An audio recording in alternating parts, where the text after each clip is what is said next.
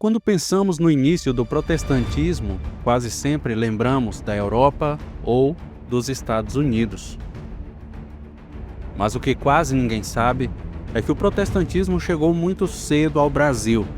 Chegou no século XVI, chegou com Bíblia, com culto, com Santa Ceia e com teologia reformada. E mais surpreendente ainda, João Calvino teve influência direta no Brasil colonial. Será que João Calvino veio fazer missões aqui no Brasil? Nesse vídeo, mais um episódio sobre protestantismo no Brasil.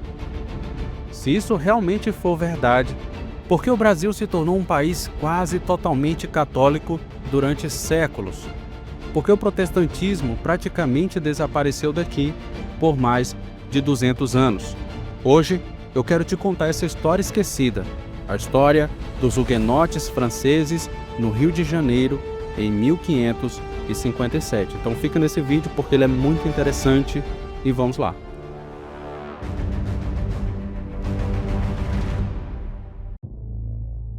Para entender o que acontece no Brasil, precisamos olhar primeiro para a Europa.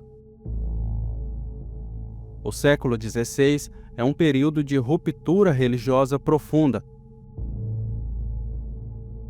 Lutero rompe com Roma em 1517.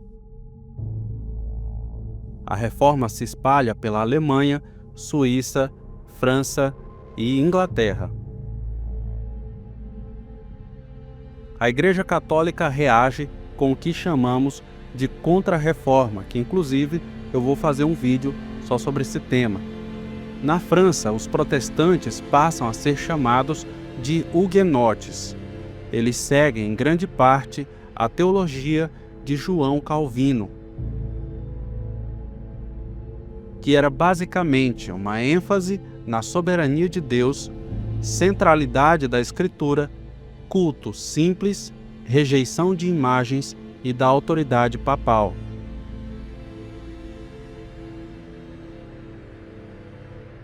Mas nem tudo é maravilhas, irmãos. A França não tolera essa fé. Então, os huguenotes sofrem prisões, confisco de bens, massacres e execuções públicas. Muitos acabam fugindo, outros sonham com algo novo, uma colônia onde possam viver sua fé com mais liberdade. Você pensou e eu pensei também. O Brasil seria o local perfeito. Mas pensando no Brasil, principalmente o Brasil do século XVI, ele era uma terra nova, porém com uma fé vigiada. O Brasil era uma colônia portuguesa, o catolicismo romano era uma religião obrigatória e havia uma forte presença da coroa e da igreja. Portugal acreditava em algo chamado como padroado régio. O rei controlava a igreja no território. Isso significava, irmãos, que nenhuma outra fé era permitida, que qualquer desvio era considerado heresia e a Inquisição podia agir mesmo à distância. Mas o controle português ainda era frágil, especialmente no litoral. E é aí que entra a França. Em 1555, o almirante francês Nicolas Villegagnon chega à Baía de Guanabara. Ele funda uma colônia chamada França Antártica. A localização não é aleatória. O local onde ele escolheu era excelente para um porto natural, era distante do controle direto português e um ponto estratégico no Atlântico. Villegagnon não era exatamente um reformador convicto, mas ele tinha uma ideia ousada: usar protestantes franceses para fortalecer a sua colônia.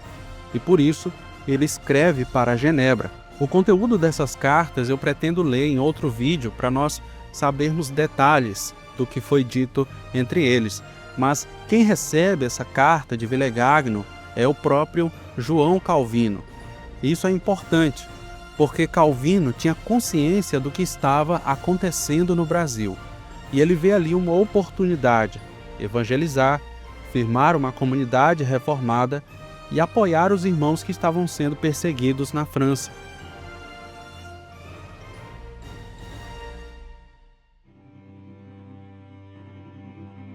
Então, em 1557, 2 pastores calvinistas são enviados, Pierre Richier e Chartier.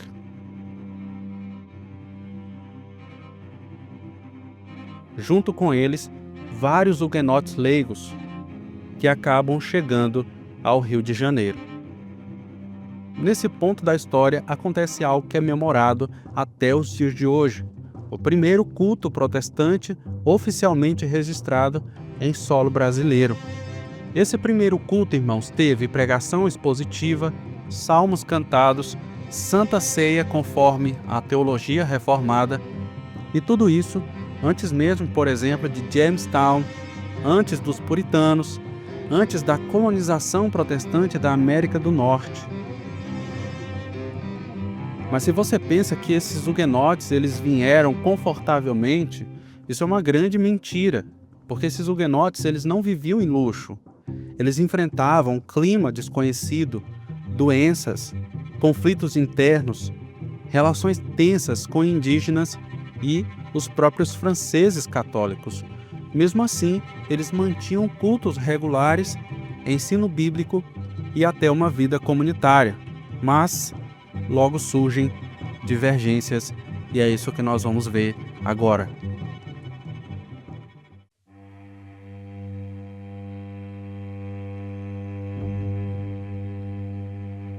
O grande ponto de ruptura é a Santa Ceia. Villegagnon começa a discordar dos pastores reformados. Ele rejeita a visão calvinista, oscila entre posições católicas e luteranas, questiona a autoridade dos pastores. Então, a tensão começa a crescer entre esses irmãos. Para se defender, os huguenotes fazem algo notável. Redigem uma confissão de fé. Uma confissão de fé que ficou conhecida como a Confissão de Fé da Guanabara. Em 1557, nasce essa confissão de fé e esse documento resume a fé reformada, trata Deus, Escritura, Cristo e sacramentos de forma clara.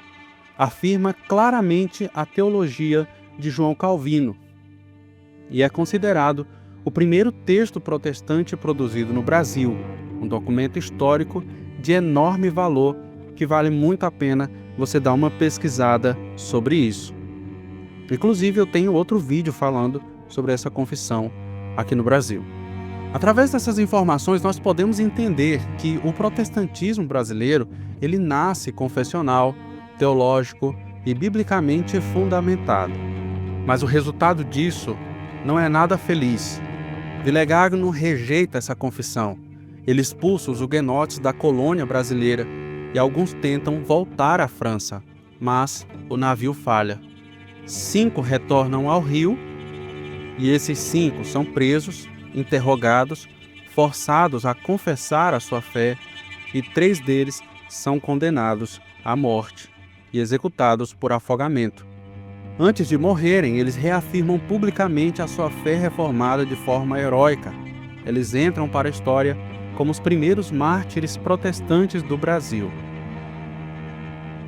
Em 1560, Portugal reage. Então, a colônia francesa ela é destruída, o domínio católico português se consolida ali naquele território e, com isso, qualquer traço de protestantismo é eliminado e a vigilância religiosa aumenta.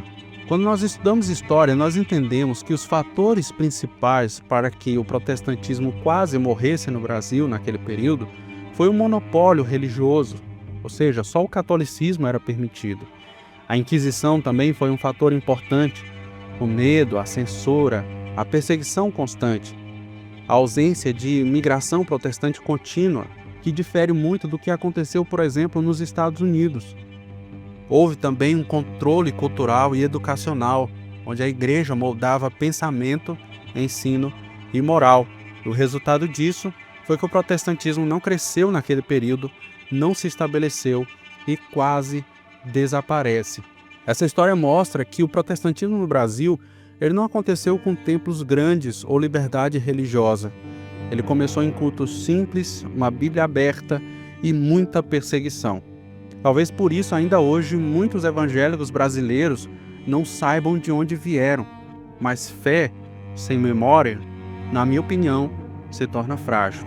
Conhecer nossa história não é dividir a igreja, mas é entender as nossas raízes. Se esse vídeo te ensinou algo novo, eu te convido a compartilhar ele. E também, se você chegou até aqui, pense em se tornar um membro do canal Teologia e nos ajudar a continuar com esse trabalho. E até o próximo vídeo dessa série que está sendo muito bem comentada aqui por vocês.